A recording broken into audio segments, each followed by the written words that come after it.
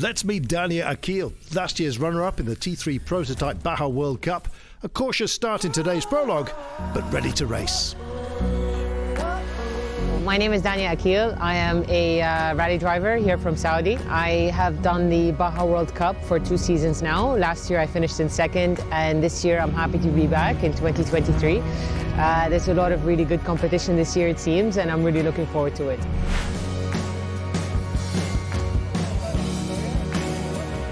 I like it when there's more cars around because everybody gets more excited. It's nice that the T3 is becoming so competitive because it pushes you to be at a better level. You know, when you drive with faster drivers, you understand what can be done, and you have more rhythm and you have more motivation, and it's a good feeling. Hayel is one of the most popular locations in Saudi Arabia for rally. They had the first Hayel rally more than 15 years ago, I think. And the crowd here loves the races. You see them in the dunes, in the sand, everywhere, in the open desert. You know, big groups gathering together and getting really excited about seeing us drive by. So I do love Hayel and the atmosphere that it creates for the rally, and it's good to be here. The best thing I love about rally, you explore. You're off-road, you are with the nature, you are in all of this untouched terrain. It's a privilege, and this sport is actually an excellent way to discover all of that. And what I've seen from Saudi is that you can have deserts and mountains and rocks and rivers. It's a magical atmosphere.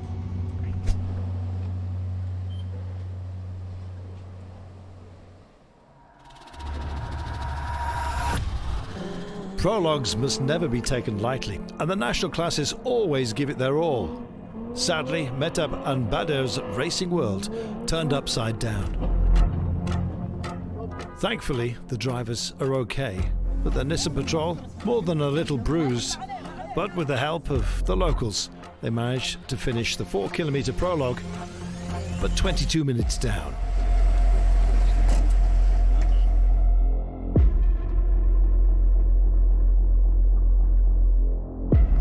Ahmed Al-Shamari won the national class in Hayel last November. He's a local, a regular, one of the class favourites, third quickest today. Abdulaziz Al-Yesh losing out on the win by only 3 seconds. The circuit racer who switched to rallying, he threw it all at the course.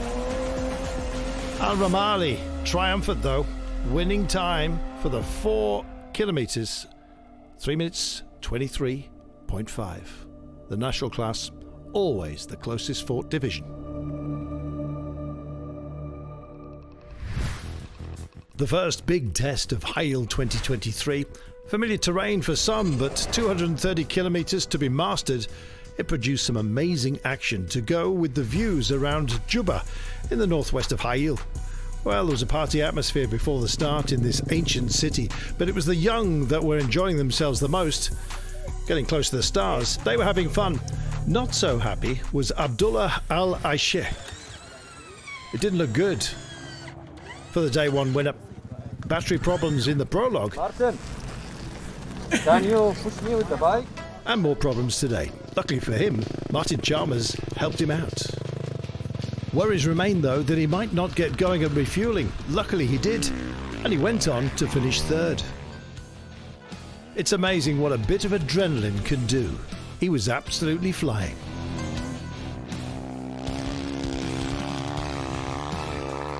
Well, this part of the world is simply stunning, yet with all this space to play with, there was a bit of traffic congestion out on the course. 2 quads and 3 bikes, hunting space, a couple of minor tumbles, but soft landings thankfully.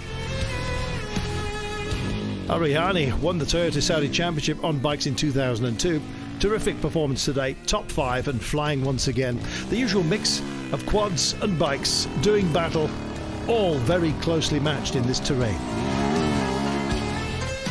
Sultan Al-Balushi has won Rally Hayel twice before, back-to-back. He knows his brother wants to do the same, so motivation, I guess you might say, for the elder sibling. 4th today. Abdullah Shati was runner-up last year and is getting used to that position.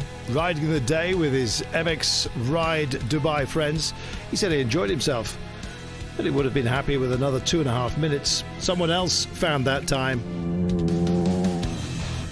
And that happened to be number 1 Mohamed Balouchi. Won the day and is in control of High Yield 2023 going into tomorrow's final stage. He wants maximum points from this opening round in the battle to win the overall championship, something that slipped from his grasp last year. But he did win here in High Yield, remember, and is looking good once again. He leads by just under 5 minutes.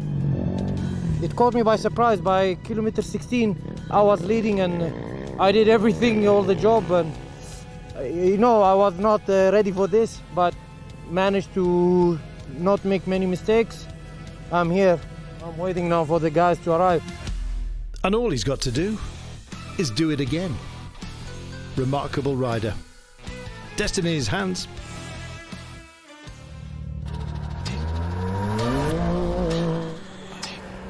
Cristiano de Souda Batista came home on 3 wheels today. Right front axle broken on landing off a big dune. Wishbone, wheel, shock absorber, the missing ingredients to the final dish.